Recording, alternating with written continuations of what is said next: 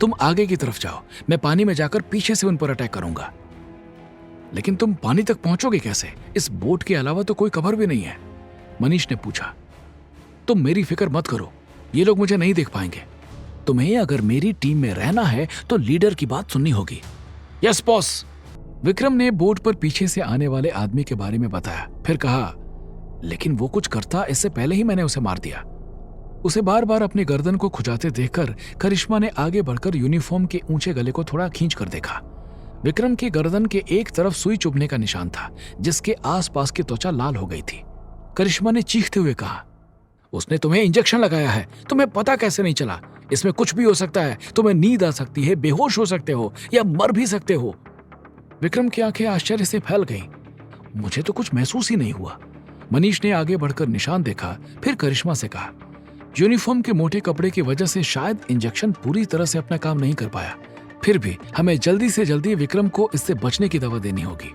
करिश्मा की माथे पर चिंता की लकीरें उभर आई। हम वापस उसी होटल में नहीं जा सकते। क्यों? कार्तिक ने पूछा। होटल में हमें क्या खतरा हो सकता है? वैसे तो ये गाड़ी हेडक्वार्टर की मदद से ही उन्हें मिली थी, लेकिन इस वक्त करिश्मा किसी के सामने ये नहीं बताना चाहती थी कि ये मिशन नकली था, इसलिए उसने ड्राइवर के सामने कुछ भी कहना मुनासिब नहीं समझा। फिलहाल उसने कार्तिक से कहा, हमारा होटल दूसरी तरफ है और विक्रम को फौरन इलाज की जरूरत है, इसलिए हमें कोई और जगह देखनी चाहिए। मनीष ने उसे संभालते हुए कहा, बॉस विक्रम बेहोश हो गया। करिश्मा का दिल घबराने लगा, लेकिन उसने घबराहट अपने चेहरे पर नहीं आने दी। बाकी तीनों के बैग लेकर वो लोग एक छोटे से होटल के सामने आकर रुके। करिश्मा ने अपने बाल खोल लिए और बैग से निकालकर एक दुपट्टा सिर पर लपेट लिया। फिर उसने एक लंबी सी ड्रेस निकाली और अपनी यूनिफॉर्म के ऊपर पहन ली। विक्रम का एक एक हाथ अपने कंधों पर डालकर मनीष और कार्तिक करिश्मा के पीछे पीछे होटल में दाखिल हुए। हमें रूम चाहिए, करिश्मा ने रिसेप्शन पर कहा। रिसेप्शन के पीछे खड़े आदमी ने अजीब सी नजरों से उनको देखा और फिर कहा, इस वक्त मेरे पास सिर्फ 2 कमरे हैं, आपको कितने चाहिए? वैसे कहां से आ रहे हैं आप लोग? और इन भाई साहब को क्या हुआ? किडनैप करके लाए हो क्या? उसकी शक भरी नजरें पहचान कर करिश्मा ने अपनी आवाज में नकली परेशानी और गुस्सा भरते हुए कहा, आप किडनैप की बात करते हो, मैं तो इन्हें यहाँ छोड़कर जाने को तैयार हूँ। शादी से पहले तो बड़ा कहते थे, तुम जो कहोगी वही करूंगा। अभी हमारा हनीमून भी खत्म नहीं हुआ और ये अपने सारे वादे भूल गए।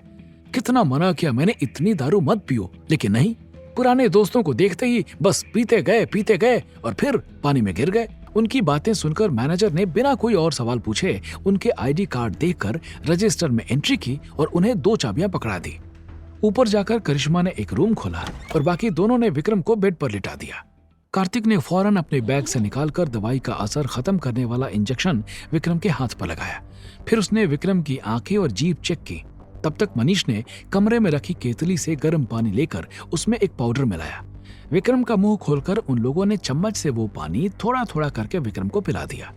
मनीष ने उसकी नब्ज चेक करने के बाद करिश्मा से कहा, उनके लगाए इंजेक्शन की दवाई पूरी तरह से असर नहीं कर पाई है।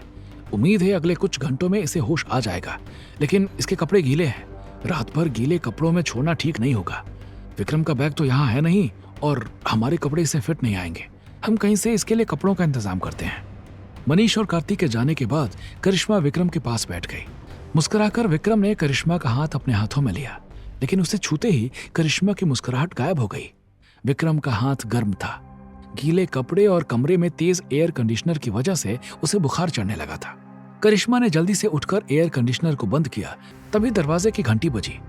करिश्मा ने दौड़कर बाहर झांकने वाले छेद से देखा और दरवाजा खोल दिया। मनीष और कार्तिक के हाथ में कपड़े देकर उसने राहत की सांस ली। जल्दी से विक्रम के कपड़े बदल दो, उसका शरीर गर्म होने लगा है। इतना कहकर वो खुद बाथरूम में चली गई। जब तक करिश्मा बाहर आई, उन दोनों ने विक्रम को सूखे कपड़े पहनाकर बेड के दूसरी तरफ लिटा दिया था। करिश्मा को देखकर मनीष ने कहा, आप दूसरे कमरे में आराम कर लीजिए, हम इसके पास बैठते हैं। नहीं, करिश्मा ने जवाब दिया, तुम दोनों जाकर 2-3 घंटे सो जाओ। जैसे ही विक्रम को होश आएगा हमें आगे की प्लानिंग करनी है। कार्तिक ने सिर हिलाते हुए कहा, अगर आज हथियार नहीं आए तो हमें अगले जहाज का इंतजार करना होगा। नहीं कार्तिक, उन्हें सच्चाई बताने का वक्त आ गया था। कोई हथियार नहीं आने वाले। इस मिशन का निशाना कोई और नहीं बल्कि हम लोग हैं। हथियारों के आने की खबर झूठी है। मनीष की आंखें आश्चर्य से फैल गई। लेकिन ये खबर तो हमारे सीक्रेट सूत्रों से मिली थी। कार्तिक ने सोचते हुए कहा, इसका मतलब ब्यूरो में कोई गद्दार है। आगे की कहानी जानने के लिए देखें अगला एपिसोड सिर्फ पॉकेट एफएम के यूट्यूब चैनल पर, और कमांडर विक्रम चौहान के सारे एपिसोड्स को सुनने के लिए डिस्क्रिप्शन में दी लिंक से डाउनलोड करें पॉकेट एफएम ऐप।